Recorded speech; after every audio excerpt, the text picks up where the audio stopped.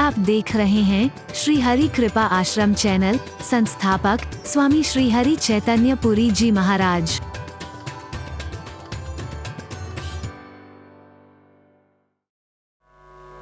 उठने की कोशिश ही नहीं की कभी। जीवन को, सोच को, चिंतन को ऊंचा उठाने की कोशिश ही नहीं की। याद करो, मैं कहा करता हूं कि जीना किसका सार्थक है? जो भारतवर्ष में सीढ़ियां बनती हैं उनका नाम अधिकांश जगह जीना कहते हैं। उतरने के भी काम आता होगा, लेकिन चढ़ने के लिए बनाया जाता है। भारतीय संस्कृति में उस सीढ़ियों का, उन पौड़ियों का, अलग अलग स्टेयर्स का, जिस जिस तरह से भी पुकारते हैं, नामकरण जो किया गया है जीना, यही बता रहा है कि जीना उसी का सार्थक है जो उत्थान की ओर हो, पतन की ओर हो।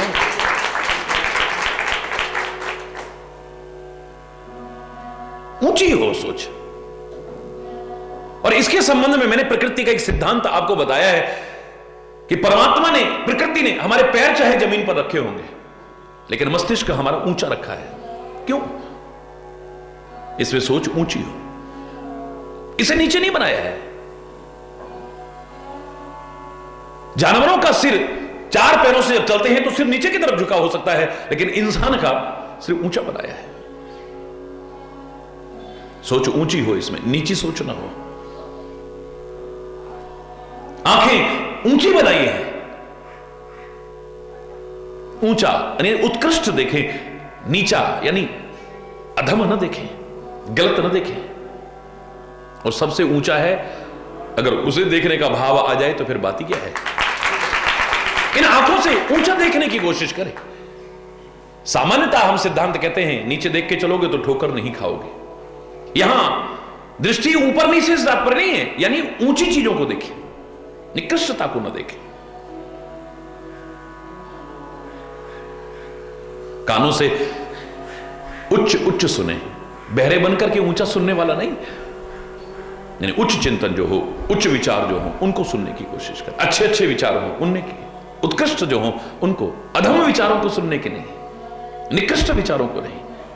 और वो तभी संभव होगा जब अच्छी संगति में बैठेंगे। तो कान भी परमात्मा ने हमारे ऊंचे बनाए हैं, इनसे ऊंचा चिंतन सुनना, नीचा चिंतन नहीं।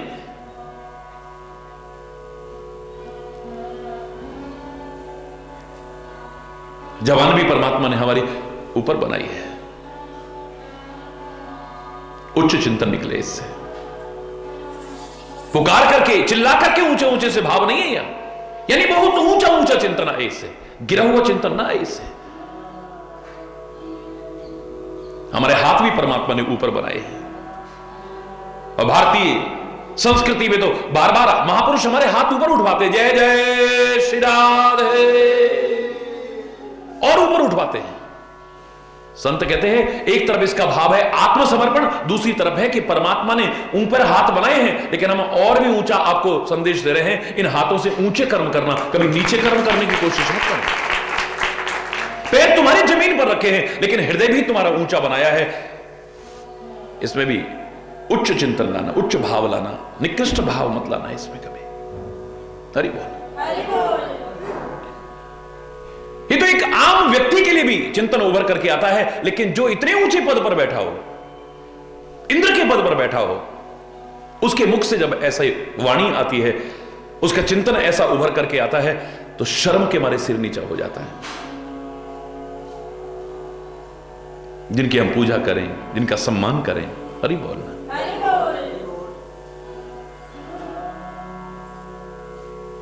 कुछ ऐसा छल कपट करो राम और भरत की भेंट ही ना हो सके।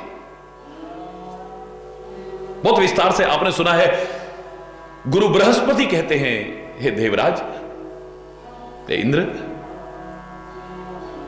तुम रहे हमेशा के स्वार्थी, खाली अपना सोचते हो।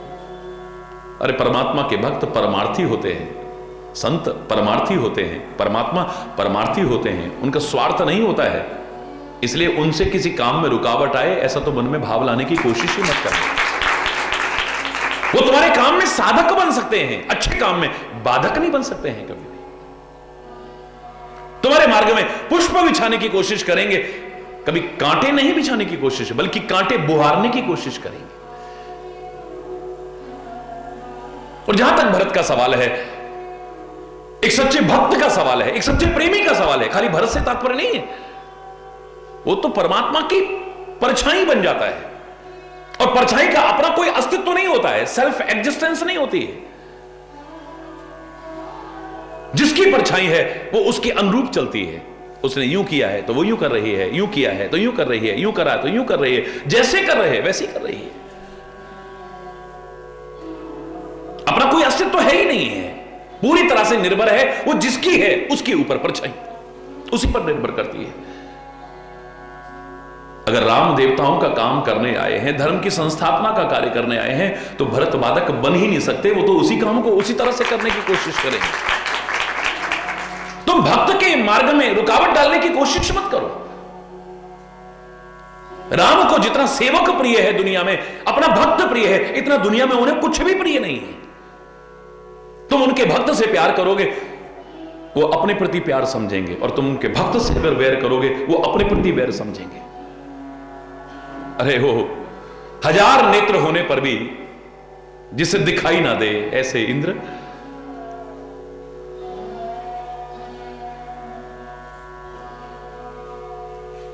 परमात्मा अपने प्रति कोई अपराध कर दे तो क्षमा कर देंगे, क्षमाशील है। वो यही सोचेंगे संसार का जड़ जीव है, इससे गलती हो गई है, मायावश इससे त्रुटियां हो जाती हैं, वो क्षमा कर देंगे। एक दिन किसी ने पूछा ना कि गॉड में और ह्यूमन बीइंग में व्हाट्स द डिफरेंस, तो मैंने बहुत सारे अंतर बताए, तो उसमें एक ये भी बताया था मैंने, गॉड गिव्स एंड फॉरगिव्स,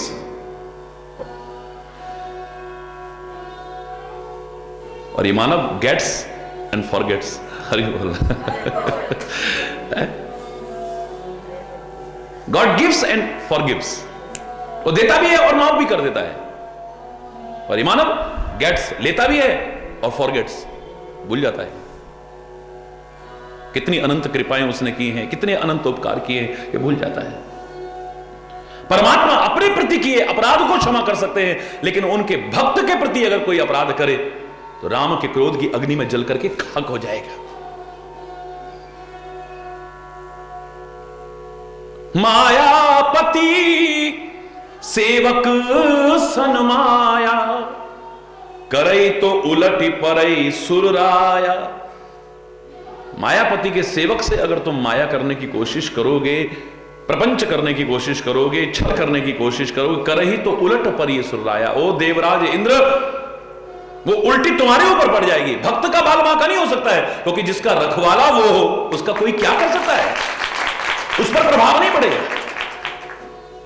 उल्टी होकर के तुम्हारे ऊपर पड़ जाएगी। तभी तो मुझे शर्म आती है जब कोई भक्त कहता है, भक्त समझने वाला, कि हम पर किसी ने कुछ कर दिया है।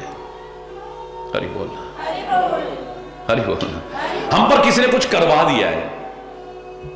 अगर तू परमात्मा का भक्त है, हो ही नहीं सकता है। हरि बोल। सुनी सुरवर गुरुवर वरदानी, गुरु की श्रेष्ठ वाणी को सुना है देवराज इंद्र ने, तो भा प्रमोद मन मिटी गलानी। हृदय में प्रसन्नता तब तक नहीं हो सकती है जब तक हृदय में ग्लानि होगी।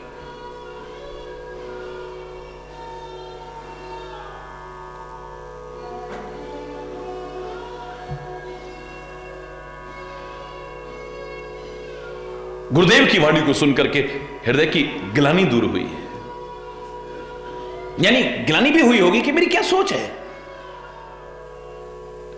मैं हमेशा उल्टा ही सोचता हूं।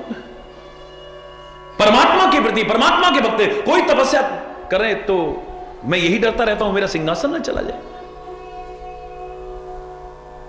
लेकिन जब कहा ना कि वो क्षमाशील है, तो लगता है हृदय से क्षमा याचना की होगी। और जब हृदय से आदमी क्षमा याचना कर लेता है ना, अपने हृदय में अपने गलत पर ग्लानि होने लगती है ना, तो ऐसा हो नहीं सकता है कि उसका कोई ऐसा अपराध हो जो क्षमा ना हो सके। हृदय से ग्लानि। रोना अच्छी बात नहीं है, लेकिन रो। तुम्हें रोने की आदत पड़ चुकी है। जो पैदा होते तुमने क्वां क्वां करना शुरू करा, जिंदगी जब तक समाप्त होती है तब तक रोना चलता रहता है, तब तक रोना चलता रहता है। तुम्हें आदत पड़ चुकी है रोने की, तो मैं कहता हूं रो ना तुम। उसके प्यार में रो ना, किसी को दुखी देख करके रो ना।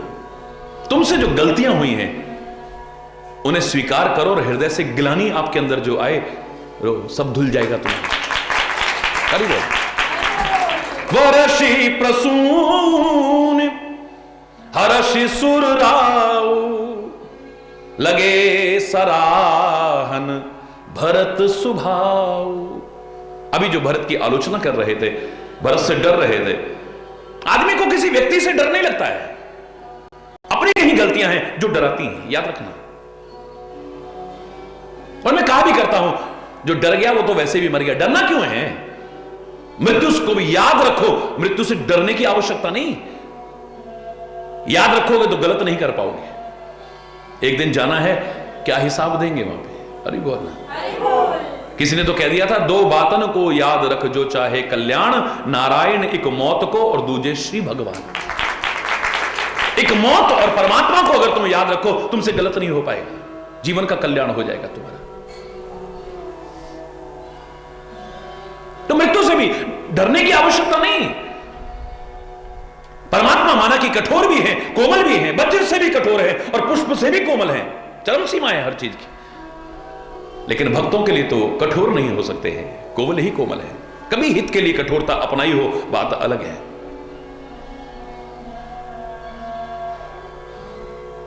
उनके लिए वज्र से कठोर नहीं है, कोमलता है वहां, कृपा ही कृपा है, उदारता ही उदारता है। ऐसो को उदार जगमाही, बिनु सेवा जो द्रवे दीन पे राम सरिस को नहीं। कौन होगा ऐसा?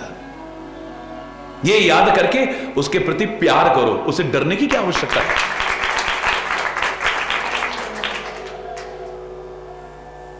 राक्षसों के मन में एक बार डर पैदा हो गया होगा, लेकिन भक्त के मन में? इतिहास उठा करके देखिए, भगवान कृष्ण ने जरा सा यूं किया था, जब जब भी बड़े 30 मार्खा बनते थे, उनकी भी रूह कांप उठती थी। चक्र आएगा, पता नहीं किसकी गर्दन कलम कर देगा। चाहे वो दुर्योधन था, चाहे वो दुशासन था, चाहे वो शकुनी था, चाहे वो धृतराष्ट्र था, जो उनके साथी थे, चाहे शिशुपाल जैसा जो भगवान को 100 गालियां दे रहा है, रूह काट डाली जाए यूं करते ही। जिस चक्र की कल्पना मात्र से सिहर उठते थे बड़े बड़े योद्धा, उसी चक्र के भगवान का भक्त दर्शन करता है, भगवान का प्रेमी दर्शन करता है। क्यों? शंख चक्र गदा पद्म सहित भगवान के दर्शन नहीं करते? 5 वर्ष के नन्हे ध्रुव ने भगवान के चक्र सहित दर्शन किए, उसे डर क्यों नहीं लगा है? चक्र की कल्पना नहीं, चक्र को सामने देख करके भी, क्योंकि भक्त जानता है ये चक्र मुझे 84 के चक्र से बचाने वाला है, डालने वाला नहीं। ये चक्र मेरी जान लेने वाला नहीं, मुझे जीवन देने वाला है। और इसका दर्शन करके भय नहीं होता है। मैंने तो इसका नाम ही बदल दिया, सुदर्शन चक्र, यानी अच्छे दर्शन होते हैं। उसके मन में डर नहीं। अगर तुम उसके बच्चे बन गए हो, तुम्हारे मन में डर कैसे आ जाएगा? अगर डर आ रहा है तो कहीं गलती है तुम्हारी। चोर को डर लगता है, याद रखना। चोर या तो बेशर्म हो जाता है, निर्लज्ज हो जाता है, उसका भय समाप्त हो जाता है, या मन के किसी कोने में डर रहता है। जब जा रहा होगा तो स्काउट का बच्चा भी जा रहा होगा खाकी वर्दी पहन के, उसे लगता है कि पुलिस वाला तो नहीं है। अरे बोलना। एनसीसी का कैडेट भी जा रहा हो तो उसके मन में जेब कतरा निकल रहा हो, या तो इतना निर्लज्ज हो चुका है, इतना बेशर्म हो चुका है कि जिन्होंने पकड़ना था उन पुलिस वालों की भी जेब काट के ले जाए। अरे बोलना। इतना बेशर्म हो चुका है, उनके भी पर कतर दे वो, वरना उसके मन में एक डर है। क्यों?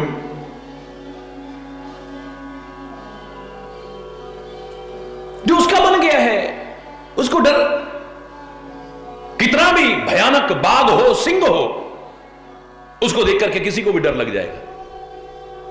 शेर की बातें यहां कितने प्यार से करेंगे, लेकिन शेर कभी जंगल में मिल जाए तो, और वो दहाड़ दे तो, सामने आ जाए तो, जबड़ा खोल दे पूरा तो, और फिर दांत गर्दन पे रख दे तो मरने से पहले ही मर जाएंगे। हरि बोल।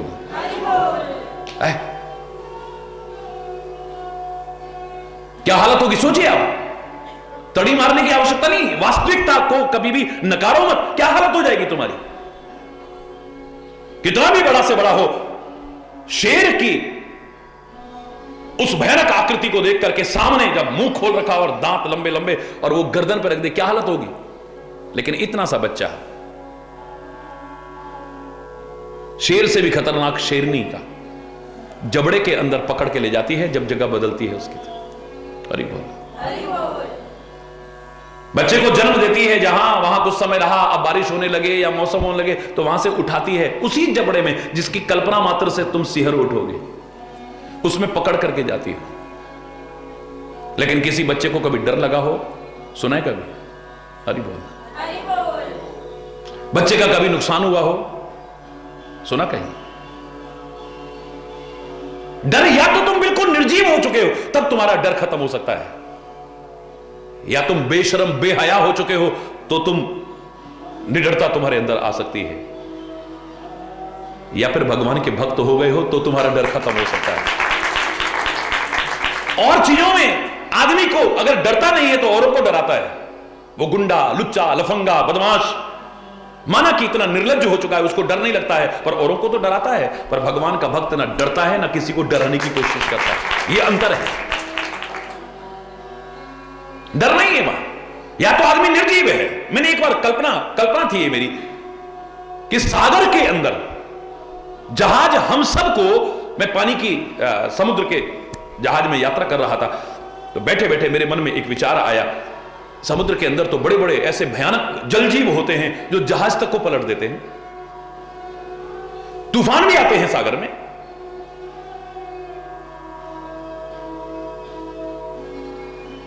हाई टाइड्स भी आती हैं, बड़ी ऊंची ऊंची उछलती हैं।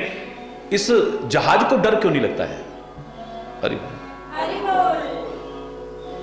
जिस सागर में अंदर घुसने से आदमी डरता है, 36 बार सोचेगा।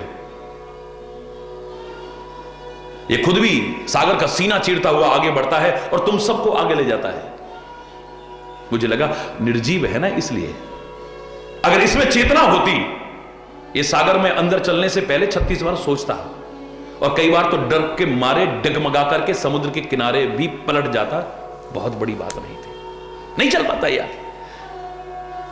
जिसके जीवन में डर आ गया है वो आगे नहीं बढ़ पाएगा कभी भी।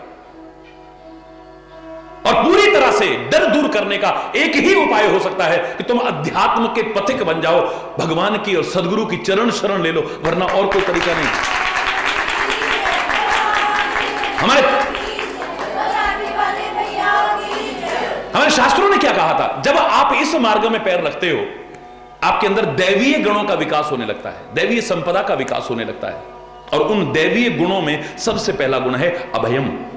क्या है? अभयम। आपका डर खत्म होता है। तो मैं क्या करता हूं, मृत्यु से डरना नहीं। जब आनी है, जहां आनी है, जैसे आनी है, तुम रोक नहीं सकते हो। अर्जुन ने तीर मार मार करके हवा तक निकलने की जगह नहीं छोड़ी थी, लेकिन फिर भी प्राण निकल गए। हरि बोल। ये जब आनी है, इसको संवार सकते हो, इसे डरने की आवश्यकता नहीं, इसे याद रख सकते हो जिससे गलत ना हो। डरने की आवश्यकता नहीं है।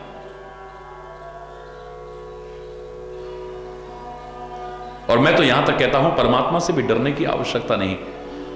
भक्त के लिए तो इतने कोमल हैं, इतने कृपालु हैं, इतने दयालु हैं, इतने उदार हैं कि हृदय में अगर उन दैवीय गुणों का विकास करो, चिंतन करो, आपके अंदर प्यार ही प्यार उपजेगा, डर नहीं लगेगा।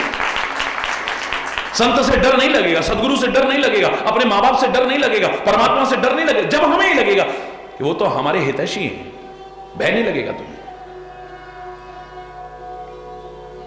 फिर भी अगर तुम्हें डरने की आदत है तो मैं कहा करता हूं, डरो। किसी का बुरा करने से डरो, किसी की बुराई करने से डरो, बुराई के मार्ग पर पैर रखने से डरो, जीवन संवर जाएगा।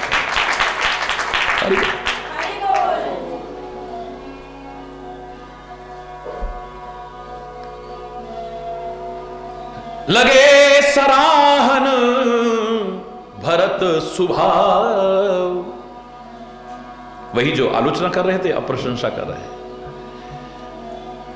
सही अगर मार्गदर्शन मिल जाए आदमी को, सही विचार अगर मिल जाए सुनने को, तो आदमी के मन में जो गलत फहमियां होती हैं, विकार होते हैं, शंकाएं होती हैं, वो दूर हो जाती हैं। गलत संगति मिलती है तो वो और बलवती होती जाती है। भगवान के प्रति, भगवान के निज वाहन गरुड़ के मन में संदेह आ गया था, ये भगवान कैसे हो सकते हैं? मैं सेवा तो कराया, नागपाश से तो उनको छुड़ाया, मेरा आहार है सर्पों का, लेकिन ये भगवान कैसे हो सकते हैं जिनका नाम लेकर के जन्म मरण के बंधन छूट जाएं? जो शेष शैया पर शयन करते हैं वो साधारण से नागों के बंधन में बंद करके, नागपाश में बंद करके युद्ध भूमि में ऐसे बिल्कुल निढाल पड़े हुए थे, असहाय असमर्थ जैसे पड़े थे। ये भगवान कैसे हो सकते हैं?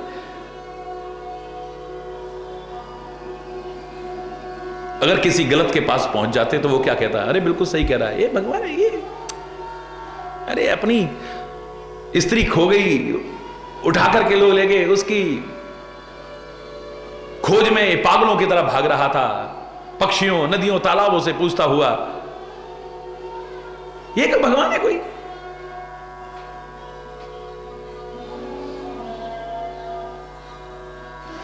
भगवान का निज वाहन है, ये साथ मिला है तो परमात्मा की कृपा है। कहीं पर मन में भाव आता है कि भगवान शंकर के पास पहुंचता हूं।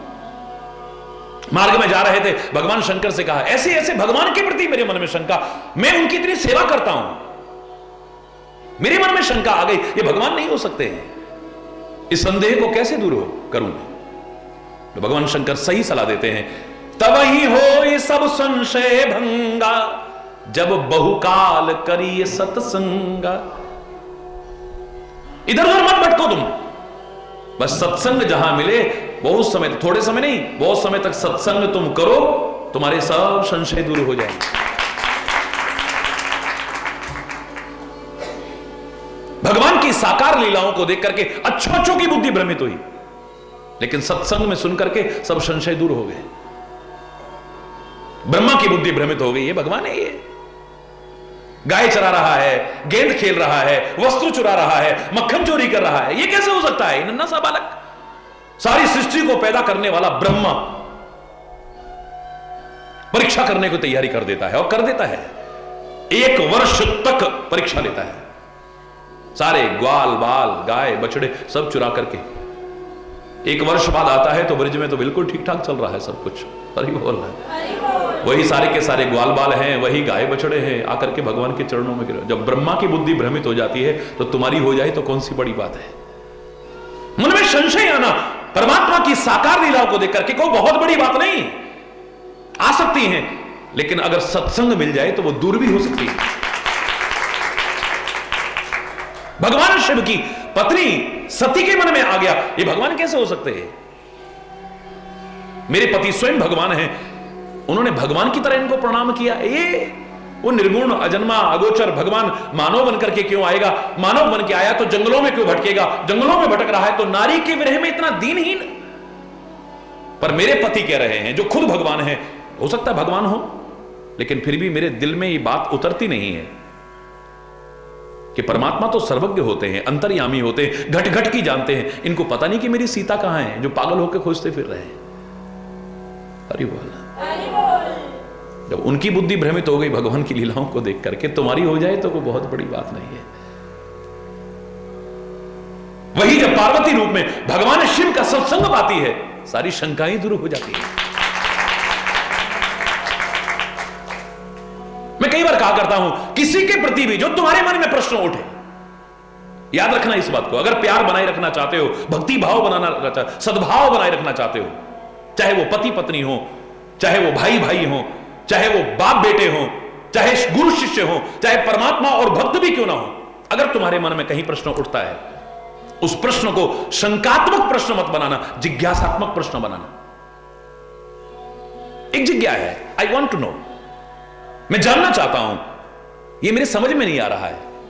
एकदम से उसे शंकात्मक प्रश्न, ये कैसे हो सकता है, ये कैसे हो सकता है, ये कैसे हो सकता है? अरे बोला, सती के प्रश्न शंकात्मक प्रश्न है, ये भगवान कैसे हो सकते हैं, ये भगवान कैसे हो सकते हैं? वही प्रश्न पार्वती रूप में करती है, तब जिज्ञासात्मक प्रश्न है, हे स्वामी मैं जानना चाहती हूं, पहले की तरह मेरे मन में संदेह नहीं है, ऐसा क्यों कर रहे थे प्रभु? अगर वो परमात्मा हैं तो ऐसी लीला बिल्कुल सामान्य मानव जैसी लीला कर रहे थे। मैं जानना चाहती हूं, उसका रहस्य जानना चाहती हूं, और वो भी किसी जानकार से जानने की कोशिश करना। भगवान कृष्ण की भक्ति करते हुए तुमको दुर्योधन जैसा कोई संयोग से व्यक्ति मिल जाए और उससे पूछो, कहो भैया हम भगवान कृष्ण के भक्त हैं, बताओ ना उनके बारे में कुछ, क्या बताएगा वो? बोलो ना, हरि बोल। कहीं दुशासन मिल जाए, शकुनी मिल जाए, पुत्र मोह में अंधा हो चुका धृतराष्ट्र मिल जाए, आंख होते हुए अंधी हो चुकी गांधारी मिल जाए, क्या बताएगा कृष्ण के बारे में? है? तुम कहो, हे कंस जी तुम तो सगे मामा जी हो भगवान के, हम भगवान कृष्ण के भक्त हैं, हमें आप तो मामा जी हो, मां इंटू मां, कितनी मां के बराबर मामा का स्थान होता है, आप हमें बताओ ना, बचपन की उन्हीं लीलाएं बताओ ना हमको। कोई बचपन में कैसी कैसी लीला, क्या बताएगा? जो रात दिन उनकी जान का दुश्मन बना हुआ हो, हरि बोलना। जानकार भी अगर ठीक मिल जाए तो संदेह दूर करेगा, वरना और भी दृढ़तम करता चला जाएगा। सही जगह जानने की कोशिश करो, सत्संग में जानने की कोशिश करो, जहां तहां नहीं। हरि बोलना। करोड़ों करोड़ों लोग विश्व के महाराज जी से प्यार करते हैं, अब महाराज जी का कोई भक्त अगर शिष्य आ जाए तो चंद ईर्ष्यालुओं की तो नहीं कहता हूं, बाकी हर एक को आपको ये कहेगा, अरे महाराज जी को तो बचपन से ऐसे देखा, महाराज जी को तो बचपन से भक्ति भाव में देखा, महाराज जी को तो बचपन से ऐसे देखा। अब मान लो किसी ईर्ष्यालु के पास पहुंच गया तो हरि बोल, जोर से बोलो ना, क्या बताएगा? आप बताओ ना, आप तो यहीं के हो, हम इतनी दूर से चल के आए हैं। हरि बोल। जानना भी सुजान से चाहिए, क्योंकि उसके बारे में जान ही परम सुजान, सुजान भी नहीं परम सुजान ही जान सकते हैं। प्यार बढ़ता चला जाएगा, तुम्हारी भक्ति बढ़ती चली जाएगी। अरे क्योंकि प्रेम की कुछ बाधाएं हैं, कई बार मैंने चर्चा की है इस पर। अगर उन बाधाओं को दूर ना किया तो चाहे वो भरत हो, चाहे एक भक्त हो, चाहे कोई भी क्यों ना हो, प्यार टिक पाएगा मुझे नहीं लगता है। भरत तो प्रेम की जीवंत प्रतिमूर्ति है, सजीव प्रेम अगर कहीं देखा है तो भरत को देखा। लेकिन अगर इन बाधाओं में कोई भी आ जाए, प्यार किसी के प्रति भी हो, कितना भी प्यार हो, आपका प्यार स्थिर नहीं रह पाएगा। याद रखना इस बात को, क्योंकि हम भरत की चर्चा कर रहे हैं, और भरत की चर्चा यानी प्यार की चर्चा कर रहे हैं, प्यार की चर्चा यानी भक्ति की चर्चा कर रहे हैं। हरि बोल। सबसे पहली बाधा और प्रमुख बाधा है शंका। पति पत्नी का प्यार खत्म हो जाएगा, कितना भी प्यार हो, अगर शंका मन में आ गई तो रहेगा प्यार? बोलो, मन में अगर शंका आ गई, चाहे पति के मन में आ जाए, चाहे पत्नी के मन में आए, आपका प्यार नहीं रहेगा। फिर मैं कह रहा हूं, अगर प्यार घरों में भी बनाए रखना चाहते हो तो कोई भी मन में अगर भाव आता है, उसको शंकात्मक प्रश्न मत बनाना, जिज्ञासात्मक प्रश्न बनाना। मैं जानना चाहता हूं भाई, मेरे को ये चीज अजीब लग रही है, इसके बारे में बताओ। चोर होगा तो नाटक करेगा, हरि बोल। समझदार होगा तो सही से जवाब देकर के गलतफहमी को दूर करेगा। बोलो, शंका भाई, आपका प्यार खत्म हो जाएगा, भाई भाई का प्यार खत्म हो जाएगा, पति पत्नी का प्यार खत्म हो जाएगा, मां बाप और बच्चों के बीच प्यार खत्म हो जाएगा, मित्र मित्र का प्यार अगर शंका आ गई तो गुरु शिष्य का प्यार खत्म हो जाएगा, भगवान और भक्त का प्यार खत्म हो जाएगा। इतिहास साक्षी है। शंका से बचना, उसका जवाब फिर दे रहा हूं, जिज्ञास्मत। कोई प्रश्न आ सकता है मन में, कोई गलतफहमी आ सकती है मन में, उसे दूर करने की कोशिश करना। और जितनी जल्दी दूर कर लोगे उतना ही अच्छा रहेगा, जितनी देर करते जाओगे उतना ही प्यार खत्म होता चला जाएगा। दूसरी बाधा, जब आदमी अपने स्वार्थ का चिंतन करता है, खाली अपने बारे में सोचता है, निज हित का चिंतन करता है, प्यार कितना भी हो, किसी के प्रति भी हो, किसी का भी हो, कब खत्म हो जाएगा पता भी नहीं चलेगा। खाली अपने बारे में सोच। जब अपने बारे में सोचेगा, प्यार खत्म हो जाएगा, फिर प्यार नहीं रहेगा। प्यार तो तेरे बारे में सोचने की देता है कि तेरे को कैसे सुख पहुंचाऊं, तेरे को कैसे आना। अपनी सोच आ गई तो परिवारों में देख लीजिए आप, अरे बहन तेरे जेठ और तेरे पति इकट्ठे काम करते हैं, तेरे जेठ के बच्चे तो बहुत बड़े बड़े हैं, तुम्हारे तो अभी बहुत छोटे छोटे हैं, उनके 3 बच्चे, तुम्हारे तो 2 ही हैं, उनके तो सब बच्चों की नौकरियां भी टाइम पे लग जाएंगी, बिजनेस भी अलग हो जाएंगे, सब कुछ सही हो जाएगा, शादियां भी हो जाएंगी, तेरे तो अभी बहुत छोटे छोटे, बहुत टाइम लगेगा, किसी बात पे कभी बिगड़ गई तो तेरा क्या होगा? अरे बोलना, क्योंकि बिजनेस तुम्हारा इकट्ठा है, अभी सोच लो, मैं अपना समझ के कह रही हूं बहन। अरे बोलना बहुतों को अच्छा नहीं लगता है आपका आपस का प्यार, आपकी एकता, आपका सद्भाव, आपकी श्रद्धा, आपकी भक्ति, आपकी भावनाएं तोड़ने की कोशिश करेंगे, आपको बांटने की कोशिश करेंगे। आप सतर्क अगर न रहे तो बहुत बड़ा अनिष्ट कर बैठेंगे अज्ञानता से। अरे घर में आई है, मैं तो अलग हो रही, मैं नहीं रह सकती, अब क्या हो गया? कल तक तो तू कहती थी अलग होना ही नहीं है, हमारा आपस का बहुत प्यार है। अरे मेरे तो समझ में नहीं आ रही थी, आज पता लगा। कल को अगर ऐसा हो गया तो मेरा क्या होगा? मेरा क्या होगा? मेरा क्या होगा आते ही प्यार। अरे बोलना, जोर से बोलो।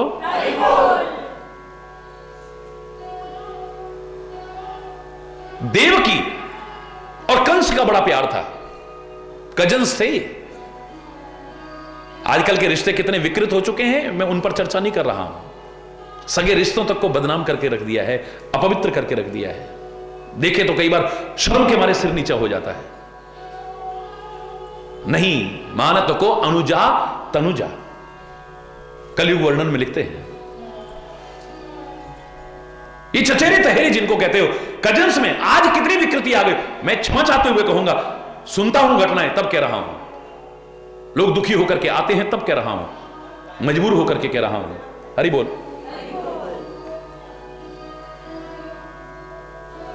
लेकिन चाहे चचेरे तहेरे जिनको आप कहते हो, कजिन्स कहते हो, इतना प्यार था इनका।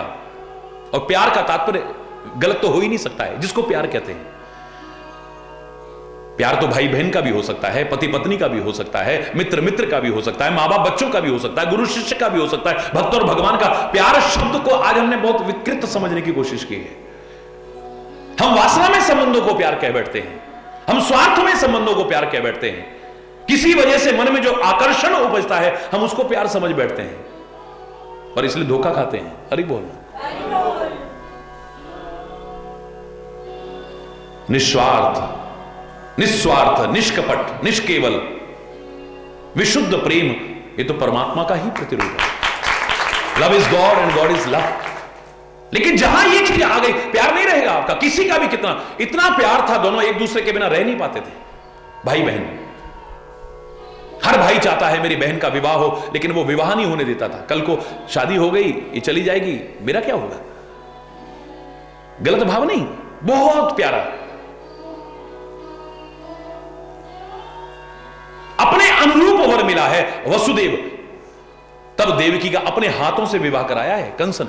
हरि बोल। सोचो कितना प्यार करता होगा, अपने हाथों से प्यार करा रहा है, विवाह करवा रहा है, और अपने हाथों से सारे विवाह की क्रियाएं निष्पादित की हैं। उसके बाद जब विदाई का अवसर आया है तो इतने अभिमानी, कभी न झुकने वाले कंस की आंखों में आंसू आए। इतिहास साक्षी है, वो रो रहा है।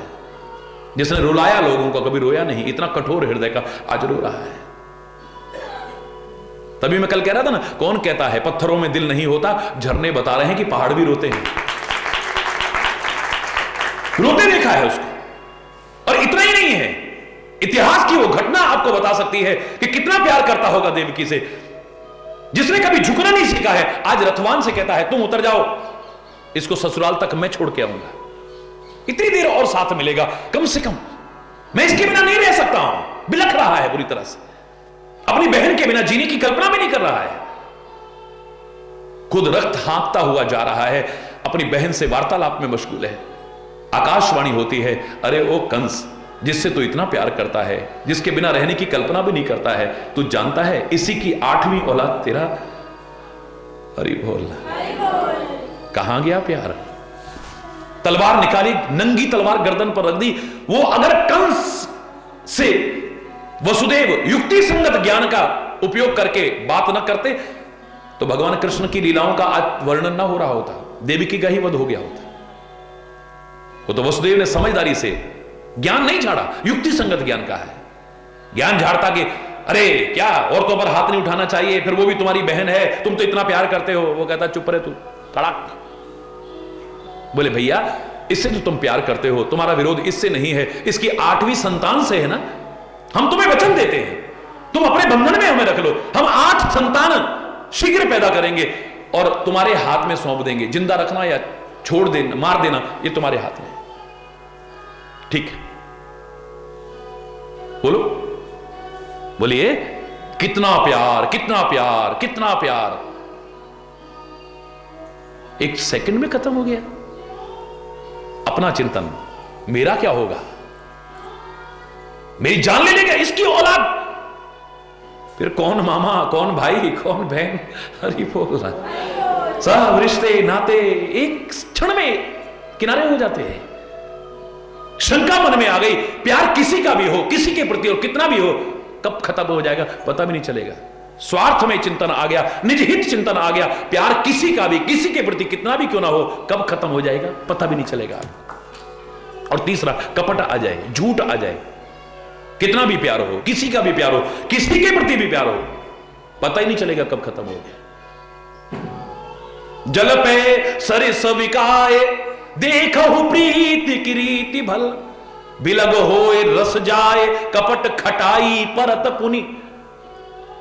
दूध और पानी का बड़ा प्यार है, लेकिन उसमें भी कपट रूपी खटाई आ जाए तो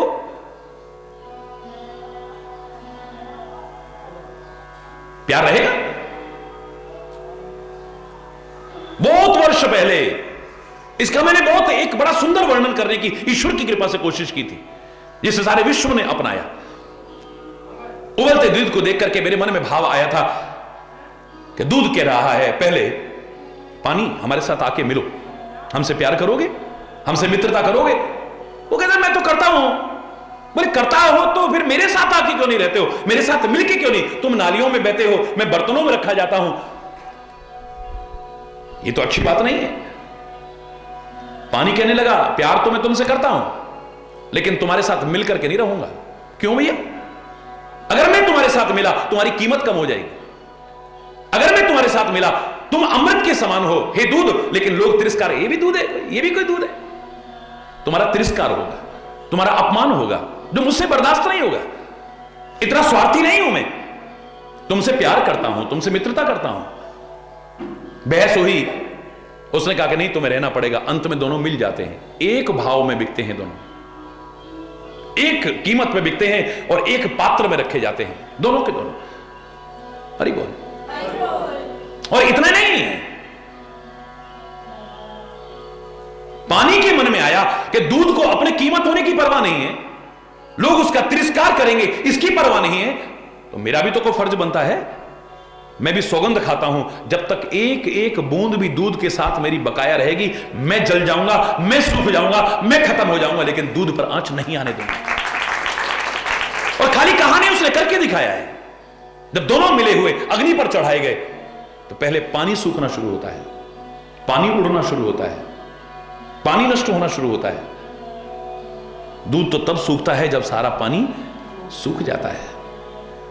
समाज के लोगों को पता नहीं कहां से पता लग गया इस उदाहरण का।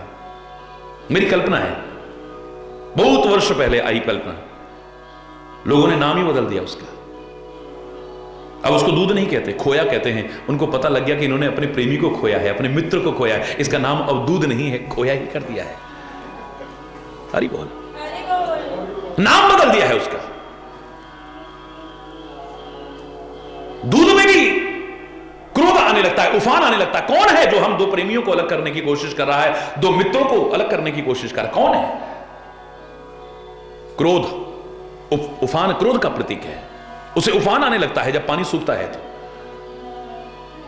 और उसको अपने मित्र के अलग होने पर ही गुस्सा आ रहा था। इसकी पहचान करके देख लो, आप पानी का छींटा मारो, उसे लगता है दोस्त वापिस आ गया, शांत होकर बैठ जाता है। हरि बोल।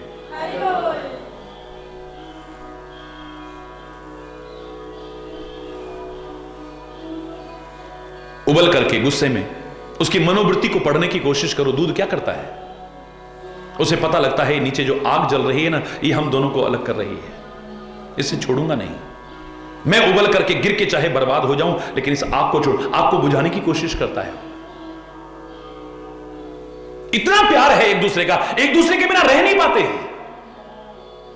आप अगर सदुपयोग करते हुए उसका पनीर बनाते हैं, वहां भी नाम नहीं बदला है, दोनों मिले हुए हैं। चाहे आप बिल्कुल अलग कर दो पानी और उसको, वो पानी के बिना रह ही नहीं पाएगा।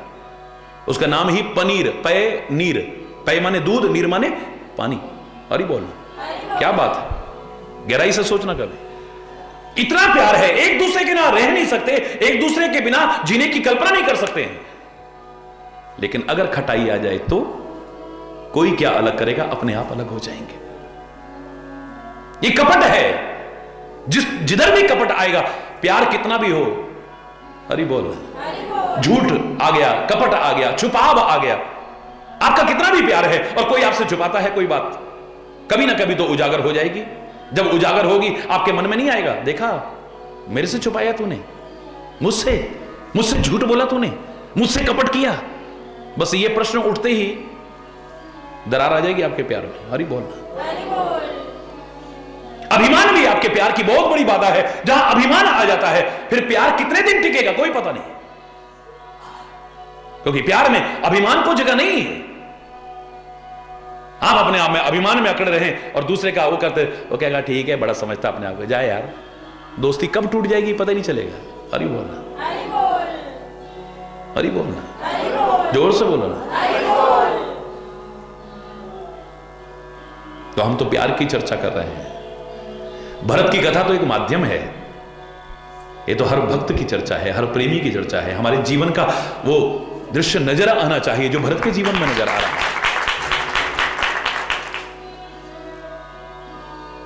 एही विधि भरत चले मग जाहि, दशा देख मुनि सिद्ध सिहाई। हर कोई प्रशंसा कर रहा है उनकी दशा को देख करके, वाह वाह, प्यार हो तो ऐसा हो, प्यार हो तो एक आदर्श उदाहरण बन जाए, मजा तब है। अपने जीवन को एक आदर्श उदाहरण बनाने की कोशिश करना, ऐसा आदर्श उदाहरण कि सदियों तक लोग याद करें, अधूरा नहीं, अधकचरा नहीं। सत्य का पालन किया राजा हरिश्चंद्र ने तो दृढ़ता से किया है। कितने भी कष्ट आए, कितनी भी बाधा आए, कितनी भी मुसीबत आए, विचलित नहीं हुआ है। आज कैसा उदाहरण बन गया है वो। क्या उसके बाद लोगों ने सच नहीं बोला कभी? हरि बोलना। लेकिन जब भी कोई सच बोलता है, हम क्या कहते हैं, ये तो बड़ा राजा हरिश्चंद्र है भाई। हरि बोलना। अगर कोई झूठ का नाटक, सच बोलने का नाटक करता है, झूठ बोलता है सच बना करके, तो क्या कहते हैं, ज्यादा राजा हरिश्चंद्र बनने की जरूरत नहीं है, हमें सब पता है। हरि बोल। क्या उसके बाद किसी ने सच नहीं बोला? जो आज तक राजा हरिश्चंद्र का नाम चल रहा है और आगे भी उसी का नाम चलता रहेगा। श्रवण कुमार ने माता पिता की सेवा ही, माता पिता की भक्ति ही अपना आदर्श बना लिया है। वो एक आदर्श बन गया, दुनिया में एक उदाहरण बन गया है। उसे और कोई ना जप चाहिए, ना तप चाहिए, ना साधन चाहिए, ना योग चाहिए, कुछ नहीं चाहिए, बस मेरे माता पिता। कोई एक चीज पकड़ो तो सही दृढ़ता से।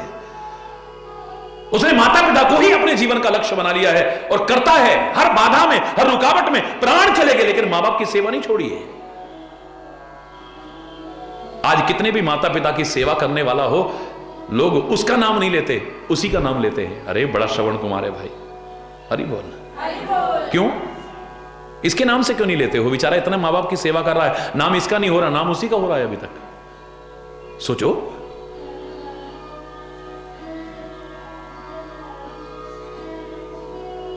जब जब शहादत की नाम आएगी, कोई अगर ऐसा करता है, बोले अरे ऐसे लग रहा है बिल्कुल भगत सिंह पैदा हो गया भाई, फिर से एक राम प्रसाद बिस्मिल पैदा हो गया है, उधम सिंह पैदा हो गया है, चंद्रशेखर आजाद पैदा हो गया है, फिर मंगल पांडे फिर से पैदा हो गया है, महात्मा गांधी फिर से पैदा हो गया है। ऐसे लग रहा है। क्या जीवन है यार, वाह क्या त्याग है, क्या बलिदान है इसका राष्ट्र के लिए। उदाहरण बन गए हैं वो। जब भी कोई दान करता है, कितना भी दान करे, सब कुछ दान कर दे, ये तो बड़ा दानवीर कर्ण है भाई। अरे बोल, उदाहरण बन गया है एक।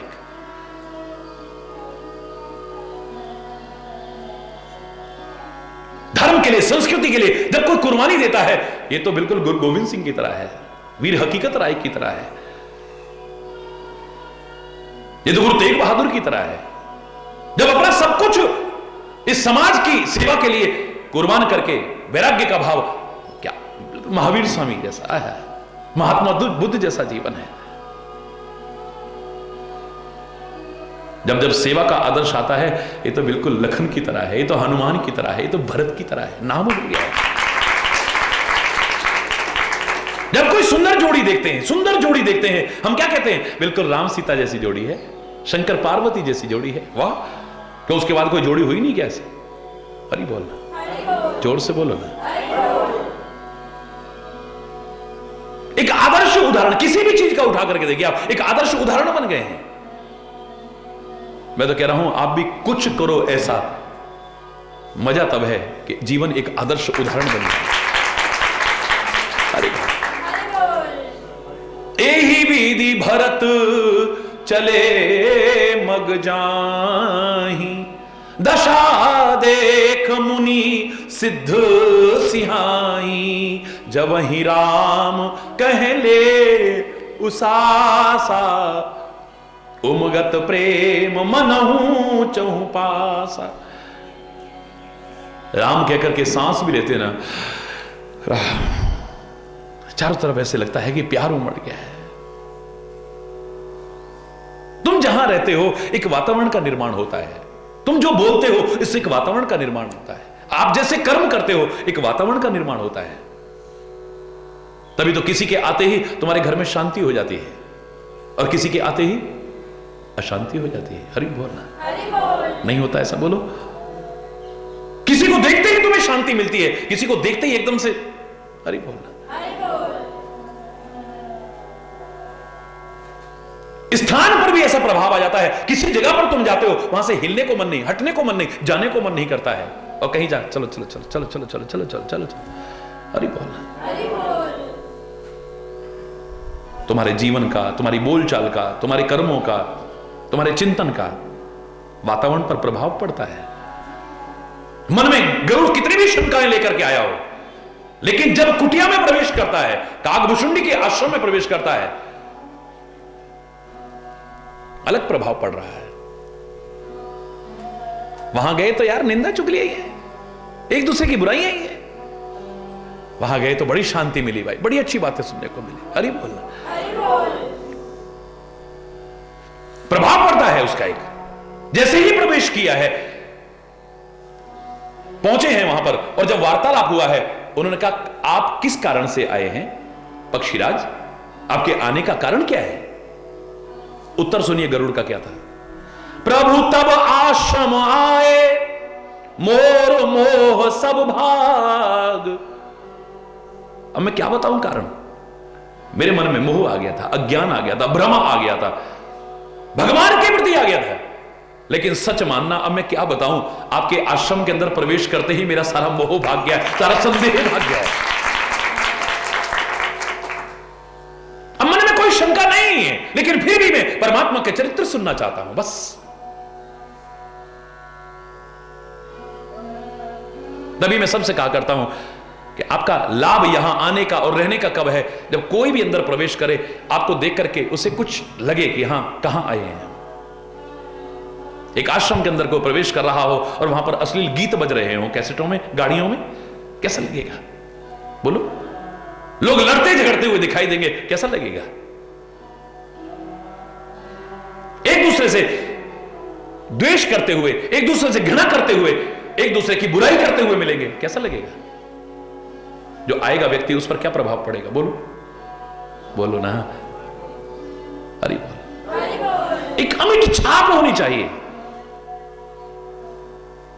कोई आवश्यक नहीं है कि संत आपको संदेश ही दे, मार्गदर्शन ही दे। मैं तो कह रहा हूं उसका जीवन भी अपने आप में एक अमिट छाप छोड़ जाता है। वो आपसे कैसे मिलता है, एक अमिट छाप छोड़ जाता है। इतने महान संतों के हमसे प्यार से मिल रहे हैं, आपका व्यवहार एक अमिट छाप छोड़ जाता है, आपकी भावनाएं एक अमिट छाप छोड़ जाती है। कोई आवश्यक नहीं कि आप कथा ही करें, आप प्रवचन ही करें, तभी आपका जीवन एक अमिट छाप छोड़ जाता है। अरे हमने तो सोचा था बड़े वैसे हो, इतने सिंपल है। हरि बोल। मजा तब है जब तुम भी एक आदर्श उदाहरण बनने की कोशिश करो। पता लगा कि वहां से अंदर घुस रहे हैं आश्रम में, तो साबुन की फैक्ट्री भी वही है, अगरबत्ती की फैक्ट्री भी वही है, धूप की फैक्ट्री भी वही है। हरि बोल ना, हरि बोल। बॉडीगार्ड खड़े हुए हैं, महाराज जी आम आदमी से मिल नहीं सकते हैं, क्या प्रभाव पड़ेगा? बोलो, सच बताना। और बल्कि से अरे साहब क्या देखा, वो अमीर आदमी आया, फट उससे बात कर ली, और हमको 3 घंटे बैठा रखा, हमको दर्शन तक नहीं करने दिए। अरे यहां कोई भी आता है तो क्या कहता है? अरे भाई 2 मिनट बैठो तो सही, महाराज जी खुद बाहर आके आपको गले लगाएंगे, देखो तो सही। है? ये खाली प्रशंसा के लिए नहीं है, उदाहरण चल रहा है कि भरत जब मार्ग में चलता है, सिद्ध मुनि भी प्रशंसा किए बिना नहीं रहते हैं। मजा तब आता है। एक आम व्यक्ति की प्रशंसा और आलोचना मायने नहीं रखती है। किसी के मन में ईर्ष्या हो, कभी प्रशंसा करेगा? किसी के मन में द्वेष हो, कभी प्रशंसा करेगा? किसी की भी, किसी के स्वार्थ में बाधा पड़ जाए, वो प्रशंसा करेगा?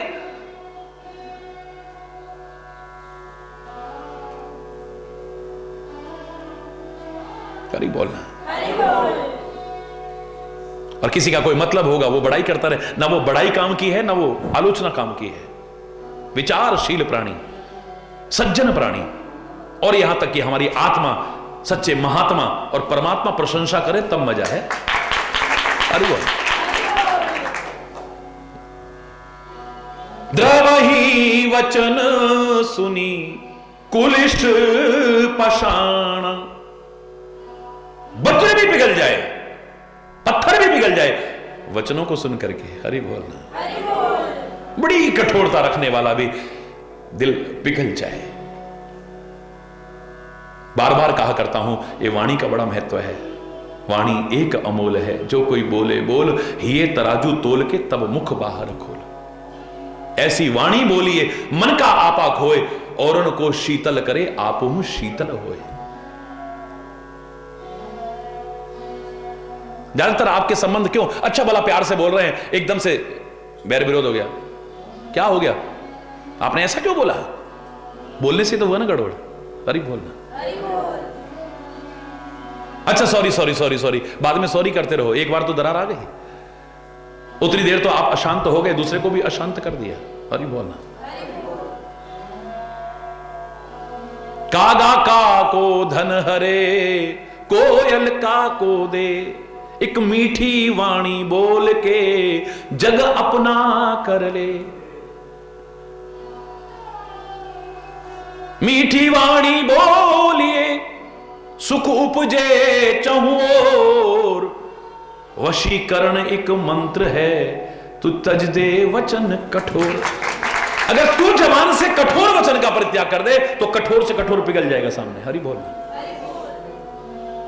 बहुत प्रभाव पड़ेगा।